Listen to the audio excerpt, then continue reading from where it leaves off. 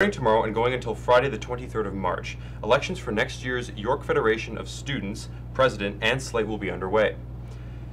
Last year, Vanessa Hunt and her slate went unchallenged. This year, there is another contender, Jonathan Jupiter and his slate of for Free York U. Joining me today is Alistair Woods, who is a representative of Vanessa Hunt's slate. Unfortunately, Vanessa could not make it as she was feeling under the weather. On the opposition is Jonathan Jupiter. Here's how this is going to run down. Each candidate will have 30 seconds at the beginning to make an opening statement, and then we'll delve into some issues and some questions. At the very end, I'll give them a final 30 seconds to do a bit of a campaign pitch, a little bit of a final speech, and then that's it.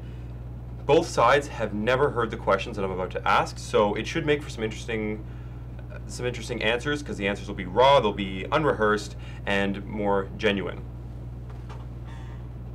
Give us a bit of an opening spiel before we get into the questions. Yes. So hello, school politics fans, boys and girls, men and women, children of all ages. My name is Jonathan Jupiter. I am a representative of Free York University. This has been an awesome week, and this will be an awesome election. We have gathered to make York University a better place. In addition, I would like to praise God for allowing us to all be here and to make our school a better place. And also, going forward, my name is Jonathan Jupiter again. I am a representative of Free York University. I am and I will be your 2012-2013 president. And in addition, I would like to thank my family and friends that's ventured with me on this journey, and I would also like to thank my FYU team. All right, Alistair? On March 20th, 21st, 22nd, and 23rd, students at York University will have a chance to cast a ballot for the future of their students' union. With all the immense challenges that are facing us, I believe that York United has the experience, the passion, and the fresh ideas to tackle those challenges head-on. My name is Alistair Woods, and I'm running for re-election as Vice President Campaigns and Advocacy with the Team York United, a dedicated, strong, and diverse team of students from all parts of campus who came together to serve you next year. So, in the coming days, we hope that you can make it out to the polls to vote for myself and my entire team, York United. So, what do you feel is York's current biggest failing, Jonathan? That's basically what my platform relied on, was being able to restore school spirit, being able to restore, school pride, being able to restore Lion pride. The social life here at York University has been, as my vice president campaigns, campus life have said, in a recession. And so that is a task and a challenge that collectively with the students of York University that we look forward to embracing and making better and improving upon here at York University. Alistair? I think one of the biggest issues that faces York University as a whole is the issue of campus safety. We are perhaps one of the most violent campuses on the country, and our reputation sort of precedes us in that. And so, though we've been taking steps in the past few years with the safety audit report, with some really good upgrades to campus safety, and though we're continuing that commitment as a campus community, there's still so much more that needs to be done. And recent weeks have only proved that even with all the work we're putting in, we still need to move further to make this place a safer campus in which students can study, live, and work without fear of sexual violence, of harassment, of discrimination. So I think that that's one of the key issues that faces us as a community right now, and one of the key issues that I think we're looking to continue. If elected, what changes will be at the top of your list to accomplish? Why don't we start with Alistair this time? Okay, cool. So yeah, like you said, every candidate has a whole lot of things that we want to accomplish, but I guess I'll just highlight a few that I think are really, really important for us. So first and foremost, we want to push the university to create and implement a sexual assault strategy. It's something that we don't actually have, but desperately need. Now, we've had the METRAC report, and we've had a lot of other safety reports that do have sort of recommendations and issues that are related to that, but we actually want the university to draft up a sexual assault policy to talk about concrete ways that we can start to prevent and respond to sexual assault on campus, rather than dealing with it on a case-by-case basis. I think transparency is huge, and when I say transparency, I mean in terms of just like membership fees, for example. A lot of students aren't aware of their membership fees, and a lot of students aren't aware of exactly where those funds go. So making that transparent is huge. And then also in going forward, our health plan, that's something that you have to opt out of. And so in making students aware to that, because awareness is key, and lobbying for not an opt-out program but an opt-in program, because the thing is, a lot of students don't know. So at the end of the day, they may end up losing their funds, or if they do get their funds back, they don't get it back completely. It's only 15%. Mr. Millington, the VP of Equity, mentioned that there should be a men's club, a place where men can be corrected of poor social skills. Could you please explain this? Definitely. So when we speak from that, a lot of times, once again, it's the lack of education. So if we're looking at safety, for example, with York University, and we talk about outside community potentially being, not necessarily, being the cause, then we need to educate people and have them, rather than, I guess, neglecting it or running away from the problem, but embracing it. So incorporating programs as such as, events here on campus where you have, camps, or you have food drives where you can donate, food drives, books, and being able to foster hope and inspiration in the lives of those that are basically in the neighbor, communities that we see, as a cause. And again, going for a men's club, it would be educating them and, making sure that they understand that safety, is important, and making sure that they know how to function, as men. Because a lot of times, for the lack of parenting, for the lack of, people aren't, correctly educated on how to, function. And so that's something that we would like to lobby for, because that's very important. That when, men get here, they understand, how to act, they have social skills, they understand, different things in life, like as far as etiquette, as far as manners, like that's very important that everybody, is educated. And so programs as such is very important. But do you not feel that something that's not, so gender specific, do you not feel that everybody in general should be trying to better themselves rather than just men? No, I definitely agree with you. I mean, and that'd be equivalent to, I guess you could say, women's gym time. That's huge, and that, gives women access to gym, which that's very important. But if we're looking at, I guess you can say, from a statistical standpoint of, problems that's happened here on campus, as far as safety, it's been predominantly, men. And so in trying to, incorporate a program where we can, aim towards fixing a problem. One issue that comes up quite often is budget management. And so, Alistair, if reelected, how does your slate plan to manage the budget even better this year? Because I know there's been criticisms in the past, not just of your slate, but of others in the previously. How do you plan to manage it better? Well, I mean, the budget is sort of a numerical representation of the priorities of the student union, right? About what are the things that we want to get done, what are the services we want to offer, what are the campaigns we want to run.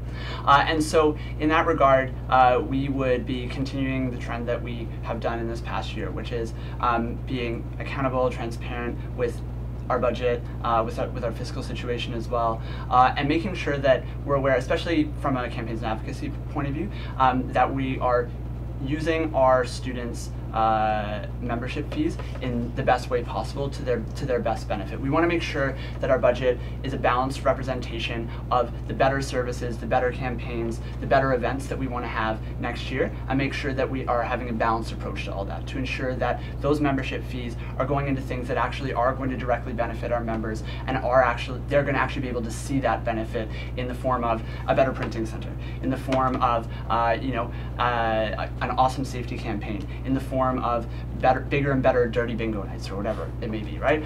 So in that regard, we would just be doing exactly what we've done in the past year, which is continuing to be accountable, to be transparent, and do our very best to be responsible with our memberships levy, and to ensure that that money is spent in a manner that is appropriate and that is in accordance with, again, the services, campaigns, and events that we want to put forward. So this past year then, what was the size of your budget that you had to work with? I believe it is about 1.5 million. Okay. 1.5. Yeah. Okay. I believe. And of the 1.5, did you use up all the budget? To be completely honest, the VP operations candidate, Rob Sujanic, who's running for re-election, he's the person who deals mostly with the finances. Yes. I believe that that up until this time that the budget was sort of adequately used. I don't think it's like exhausted by any means, but I think that it was used responsibly. Okay. So that brings me on to the question. Part of your slogan for Free York U is to bring Drake to York. Why are you pushing so hard for this? Well, I guess we could start with the name. So Free York University, it stands for, basically like being able to free York of, a negative image that's been portrayed as York University, and also being able to express that people have, a free choice, people, are free, And I think that's important to start there. And then going along with the Let's Bring Drake to York, I think that's very important just for a public image standpoint, public relations. Bringing somebody that's basically like an icon to a university would be important, because like I said, number one, it would bring public good public relations to the university, and so I think that would be huge. And then also that's something that you can foster, like, once again, hope. And so that's the thing that we sat down and we came up with Let's Bring Drake to York.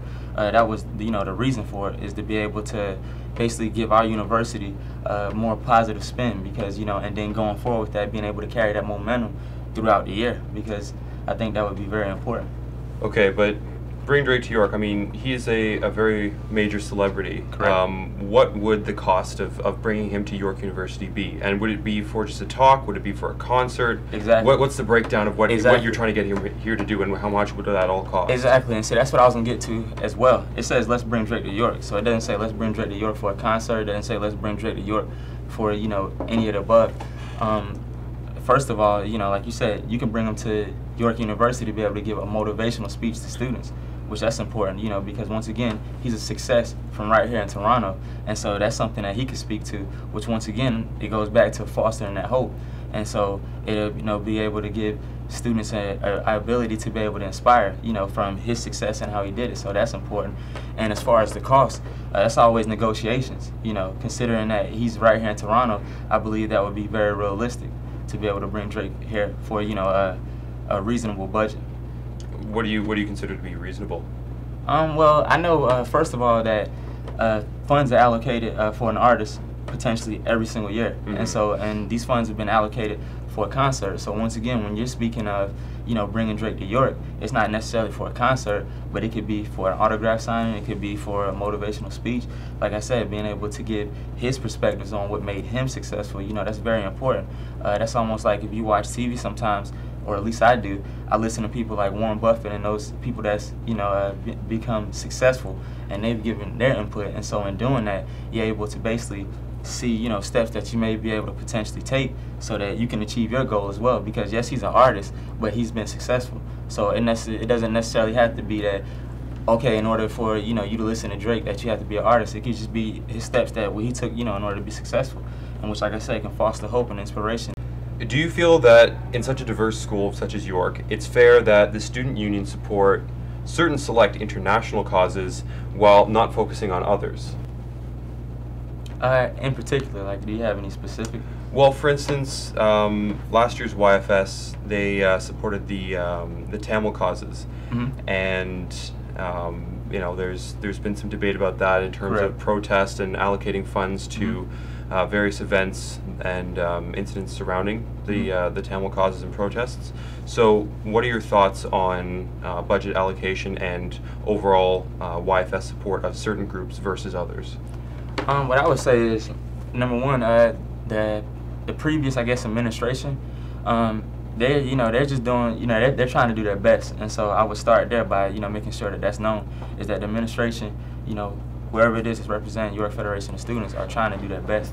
But once again, like I said, it's very important to, not speak on behalf of students, but speak, with students, to collaborate. And so being able to give students a voice to, see where funds, should be allocated, or seeing what their input is on events. And it all goes back to, the whole accountability thing. And if you're accountable, then, you're going to make sure you evaluate, like you said, certain events and certain things. And then from there, you can get the input from students to see exactly what they want, and see if it was success. And then if you can do that, then, funds and budget is something that can be, Well, I think it's important to note that any sort of support in terms of international solidarity that's come out over the last year has been democratically decided. The two that I can actually recall right now are about the cause of Tamil and also to support Chilean students who are on a general strike in support of public education. We voted on motions to support both of those causes at an annual general meeting where our members were present, and they voted in favor of that. So it's not like we decide that we really want to support something, and then there is no input. There actually is quite a lot of input, and some of these sort of requests for international solidarity come from. Some concern has been raised that maybe it wasn't the best decision for the support for the Tamil causes. So, how do you think you could make it better in the future so that maybe the decisions that are made, whether or not the same decisions would be made in the future or different ones, that you think, what do you think could be done differently so that more people would be in agreement with, or in agreement with the decisions that are made? Well, again, it's all about participation, right? Yeah. And to be quite honest, I actually, with the particular motions that came forward at our annual general meeting this year, especially around Chile and the cause of Tamil people, I actually heard very little concern, and I would welcome concern if someone had come to voice it. And so I think it's important that that it's just encouraging participation in the annual general meeting. It is essentially the highest decision-making body of the Students' Union. So making sure that students are aware that the meeting is happening, making sure they're aware of the time, the location, and making sure that they're aware of what what their responsibilities and rights are at this meeting, to know that they can submit a motion, that they can speak for a motion or against a motion, and that at the end of the day, they can democratically vote for or against something, depending on. Do you feel that both slates have equal access to human and material resources for campaigning? I know there's been some concern raised over the current slate in power having access to other funds and resources through the Canadian Federation of Students, and that there might be more of like a misbalance of power in terms of who gets more support for postering and for promoting their campaign.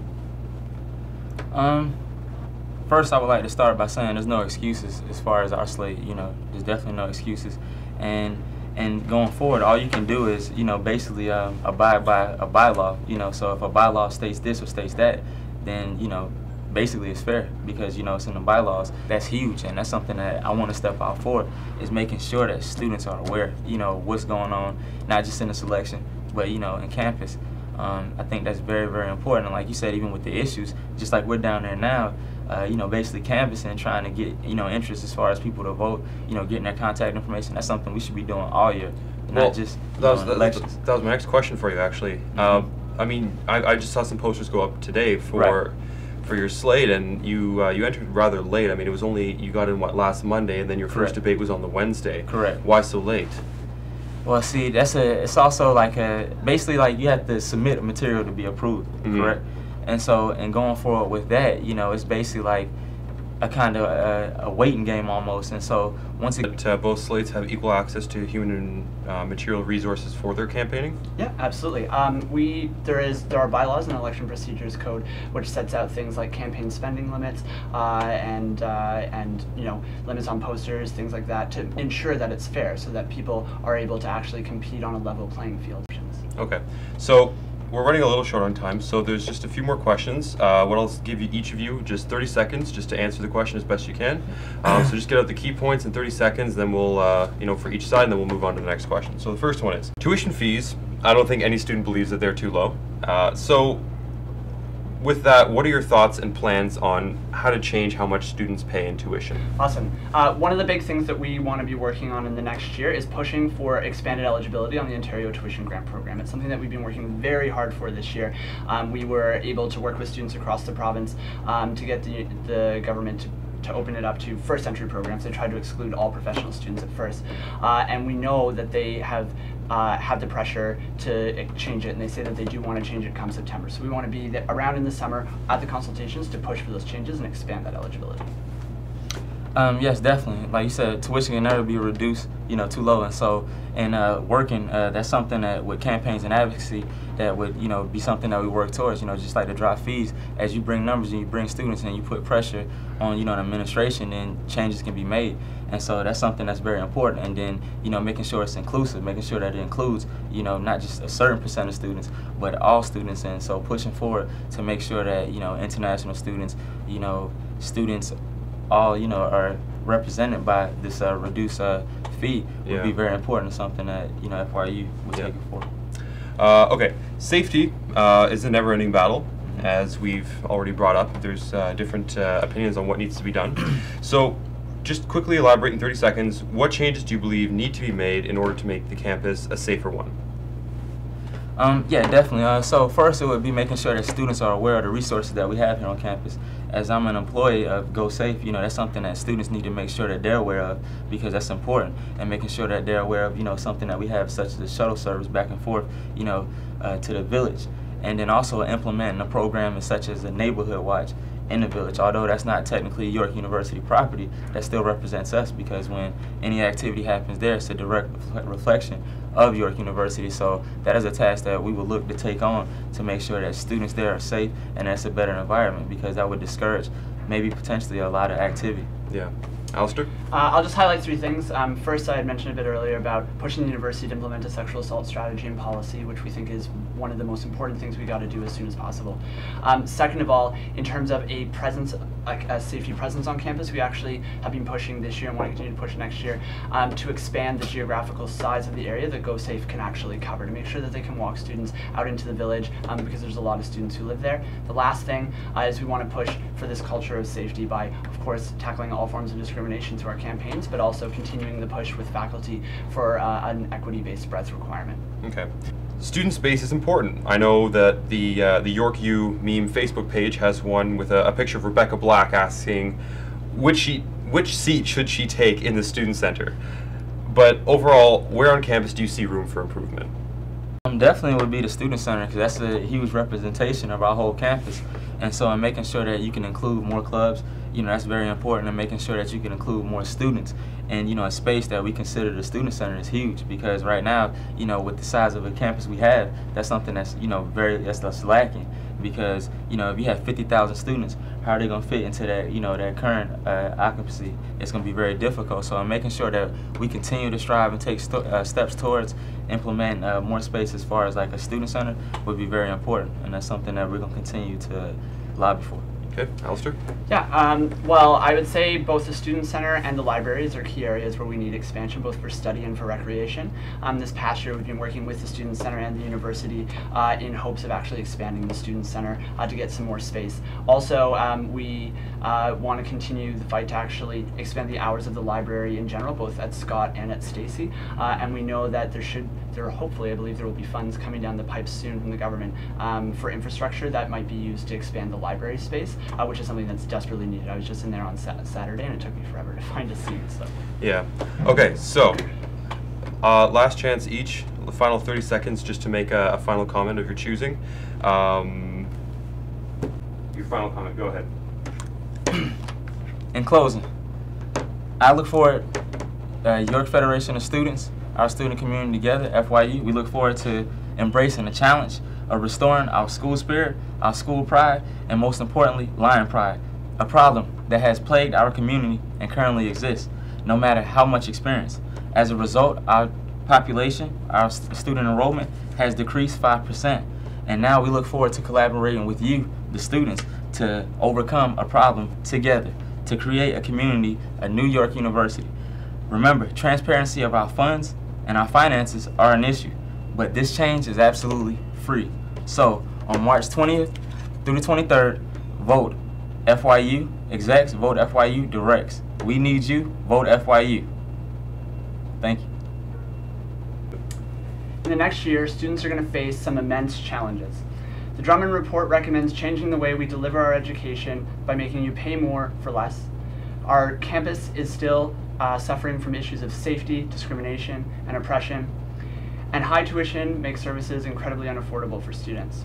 So I urge you from March 20th, 21st, 22nd, and 23rd to vote York United for a team that will fight to expand eligibility on the Ontario Tuition Grant Program, that will fight for better services, that will fight for a sexual assault policy, that will fight for improvements to safety, that will fight to have bigger and better events, and that will fight for you, the students of York University, in Parliament Hill, in Queen's Park, and in the streets. So from March 20th to the 23rd, vote York United. Thank you. Hopefully that helped to make your decision as to who to vote for a little easier. If you're not sure where the ballot boxes are, be sure to check out the description underneath this video. We will have a list and also a link to a map so that you can check out where all the ballot boxes are. Hopefully you can come out and vote. Voting takes place from the 20th of March, which is tomorrow, Tuesday, up until Friday, the 23rd of March.